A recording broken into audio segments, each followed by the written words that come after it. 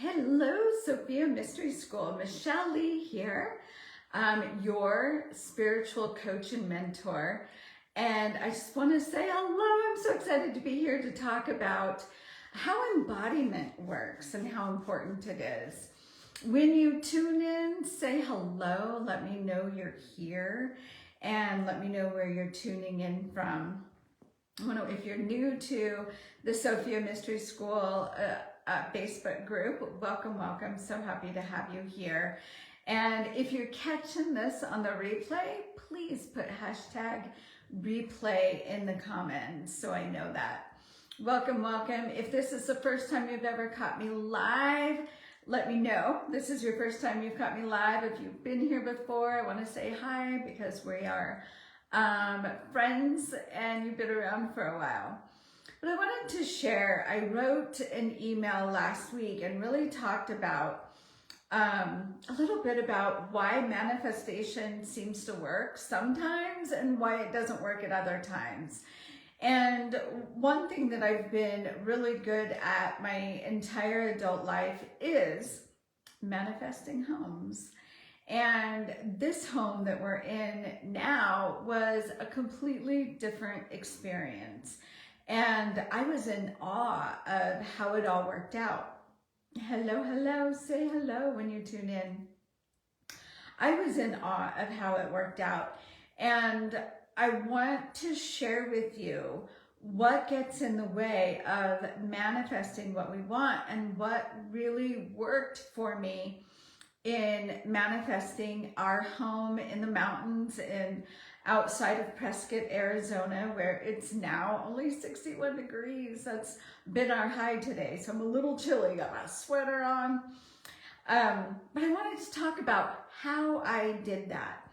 And one thing that happened is I was inspired to move out of the valley and I wanted to be among trees. I wanted to be in the forest. This isn't something that I aspired to for a long time.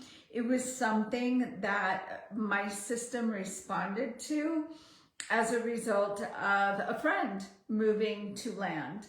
And it was an intuitive hit. It's like, okay, I want to be in the forest, and Prescott feels right. It was purely intuitive.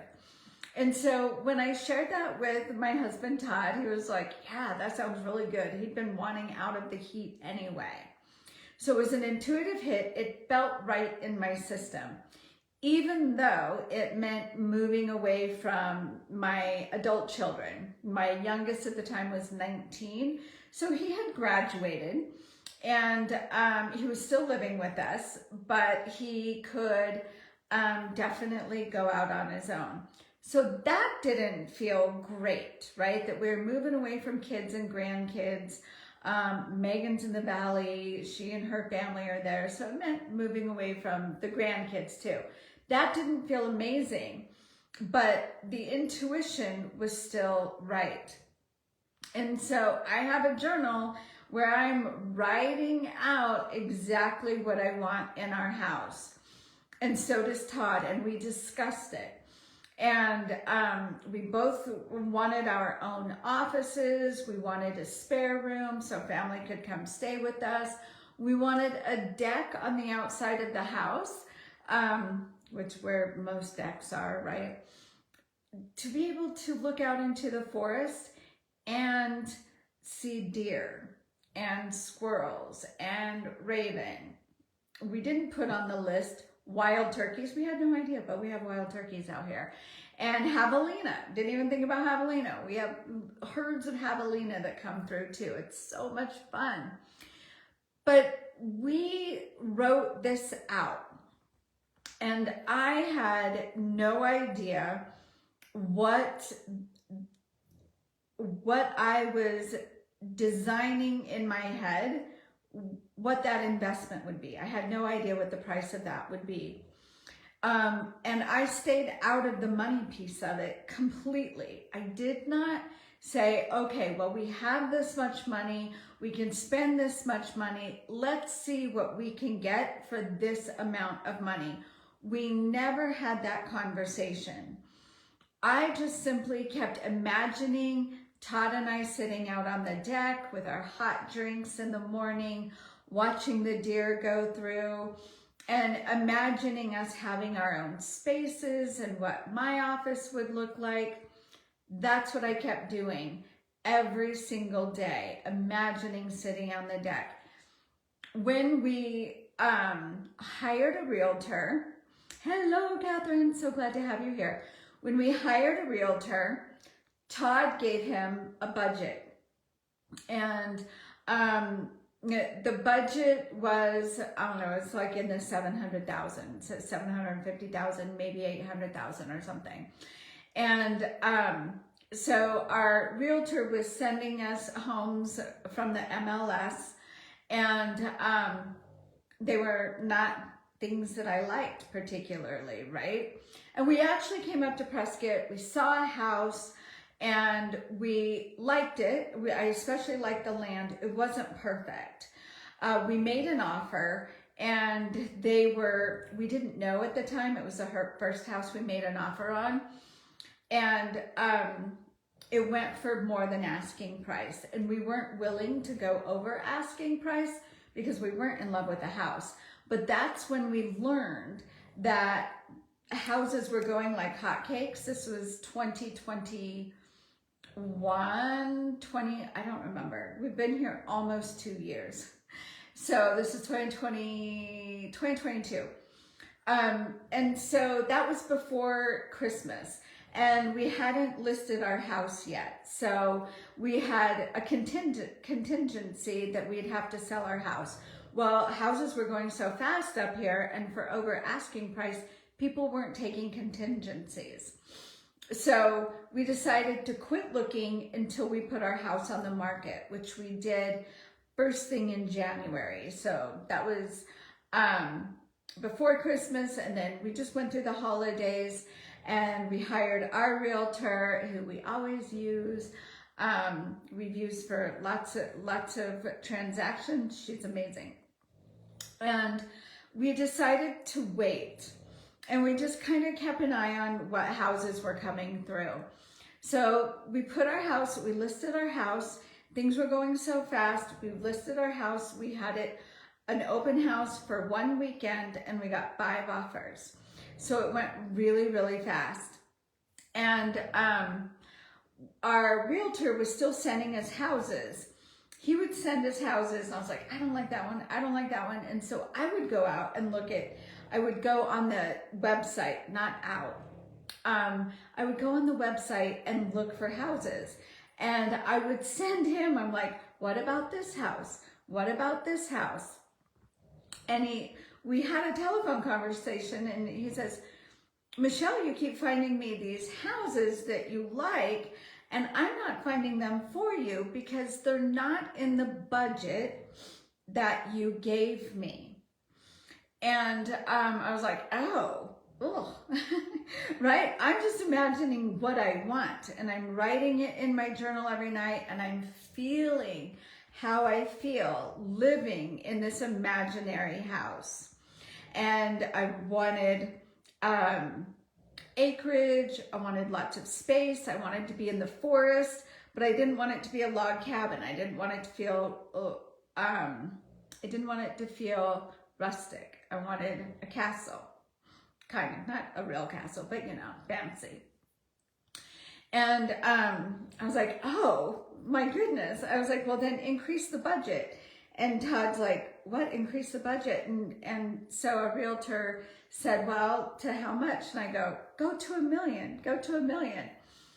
And we actually, which made my husband nervous, right? But I'm like, I'm feeling this. I'm just feeling it. It's like, we don't have to buy that high, but I want to see where my house lands that I'm visualizing. I'm not thinking about the money. Todd is, but he's still visualizing with me. And I'm feeling drawn, like, no, this is the house this is what it looks like. This is what it has to have. If I'm moving away from the valley, if I'm moving away from my family, I need these things. And so we raised the limit, we raised our budget. And what happened when we sold our house and we got 5 offers, one of those offers was for $100,000 more than asking. And for those of you in Arizona who are like, was that a California person? No, this was a local person that offered us $100,000 over asking price. And because they offered that, because they've been outbid on house after house after house. Well, guess what?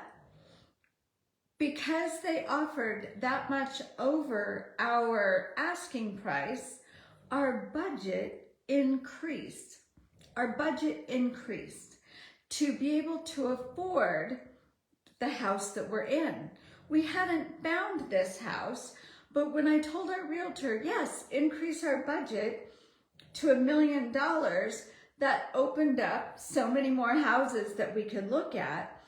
And this house came on the market just like a week after we accepted that offer of $100,000 over asking price. So everything worked out. My point in telling you this is so important. This is the embodiment of it. I could feel this, excuse me, I could feel the frequency of this home. I knew what I wanted. I didn't allow the money. I didn't use money to be my barrier or the money to be what we could and couldn't do. I really stayed out of the money until our realtor said, I'm not showing you these houses because it's not in your budget. I said, okay, raise the budget. When I said, okay, raise the budget, we got the offer that we needed to be able to embody that budget. Plus some, right? Plus some. And that's what I want to say to you, is that no matter what it is that you want to create in your life, whether it's a relationship or a job or a car, anything that costs money, anything that doesn't cost money, when we put the money as our bridge to it, we actually limit what's possible for us. Remember, any teachers that talk about the manifestation process or creating what you want, they always say, don't worry about the how. And that's precisely what I did. I didn't worry about the how. I just started looking for what I wanted. I was even a little disconnected from our realtor because he's like, Michelle, you're finding these houses because they're not in the budget that you gave me. I was like, oh, well then we need to change our budget, right? I didn't know how. And I couldn't even have imagined, I would have never imagined to think about manifesting an offer so far over our asking price. That would have never occurred to me. So here's what you do. You get into the frequency of that which you desire. That's what I was doing when I was imagining Todd and I drinking our morning coffee on the deck, listening to the birds, watching the deer go by. We do that every single morning, every day.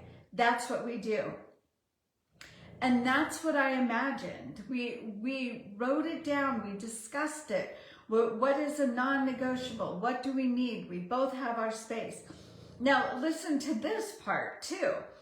We found a house, before we found this one, we found a house that we fell in love with. We loved the inside of the house, but it didn't have any private space. I wanted acreage. I want to be able to go out and meditate, dance around, do Kundalini yoga without other people seeing me. I want my privacy. We have a cold plunge. I do it naked, right? I wanted that kind of privacy. But we found this house and we fell in love with it. The only problem was that it didn't have land. But Todd really loved it. And by the time we were done looking at it, I was like, yes, let's make an offer on it. It was in a neighborhood. It wasn't what I wanted, but somehow I got caught up in the energy of it. And we told our realtor, yes, we're going to make an offer on that house. We're driving back home from Prescott. We had to drive 2 hours every time we looked at houses, right? We're driving back to Prescott, and I have this sinking feeling. It's like, oh, if we put a bid on this, if we make an offer on this house and we get it, I'm so afraid that the right house is going to come along. And then I knew it. I was like, this isn't the right house. And I got to speak up for myself and tell Todd, I'm like, because he loved the house. His mind was set on it. And our realtor was excited to make that sale, right? And it was a hard conversation for me to say to Todd, that isn't the right house. It's not right. The yard isn't right. You know, it's not what we were imagining. And he was very disappointed. And I called our realtor and told him, I was like, we lost sight of our vision in that house because it is such a beautiful house. We lost sight of our vision. So this happens, right? When you are manifesting what you want, it can, the voices can come in your head and say, well, what I really want doesn't exist. The people around you can say what you want doesn't really exist. That doesn't come on the market very often. And we'd heard that, you know, because I really wanted to be in the pine forest. I really wanted to be surrounded by trees. And, you know, those messages came through, and I did begin to doubt myself, like maybe exactly what I want doesn't exist. And I'm so glad I'm sharing this story today because it supports me too in remembering that, because we can so easily go, I can't have what I want. What I really want is impossible. And what you really want is possible. But in the time between defining what you want and receiving exactly what you want, your emotions can get a hold of you, right? And start creating doubt within you. And so that's why I want to share this with you, is that we embodied. I didn't allow the idea of what the money was, how much the house would cost, to get in my way. Not once did I say, well, what can we afford? Or if you're looking for a job, well, what is out there available, right? We create that. We create the ideal thing. I remember someone telling me when I was talking about we're moving to Prescott, we're looking for a house in Prescott. We looked at a lot of houses, but we hadn't found our house yet. And they said, oh, the owners probably don't know they're selling yet. I was like, oh, I love that. And the moment this house came on the market, we received it. I think our real estate agent sent it to us and said, this just came on the market. They didn't even have pictures up yet. But I read the description and I was like, yes. And then we went on to Zillow to see if we could find it. And they had the old pictures. I'm like, we got to see that house. And the next day we drove 2 hours, we found it. And we said, all right, this is our house. We want this house. And we ended up paying over asking, I believe. We offered over asking. But we had no idea that our dream home would be at that price level. And before we even found it, we had already received the funds. Or we didn't already receive them. The funds were coming through the closing of our house to make this house possible. I didn't come up with that. That wasn't something that was in my mind to create. It was a following my intuition. And that's what I want to bring to your attention, is following your intuition and embodying it. What is the message coming through from your higher self? And where are you being led? I was just following where I was being led. And I didn't allow other people's limiting thoughts or my own limiting thoughts stay for long. They came and they went, and I just followed my gut and followed the feelings I was having. And wow, I just absolutely love where we live. And yeah, so number one, define what it is that you want. Don't think about what's possible or what you can afford. No matter what, no matter if you're looking for a relationship, a job, to manifest a car, manifest a home, this goes for all of it. Decide what you want, how you want to feel in that place, right? And every time you're writing it out or visualizing it, you invoke those emotions and those feelings as if it's already done. Take the action to look for what you want. If it doesn't seem to be in your budget, look outside your budget, right? I made a decision many years ago to stop allowing money to make my decisions for me. And I'm constantly getting opportunities to recommit to that commitment to myself. This was one of those things, is to say, okay, money isn't going to make my decision. I'm going to find the house I'm in love with. And then the money showed up in a way I would have never imagined.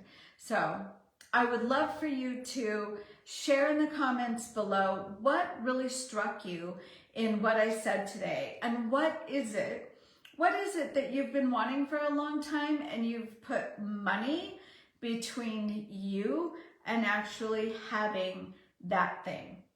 All right, everyone. Mwah. Thanks for tuning in. Bye for now.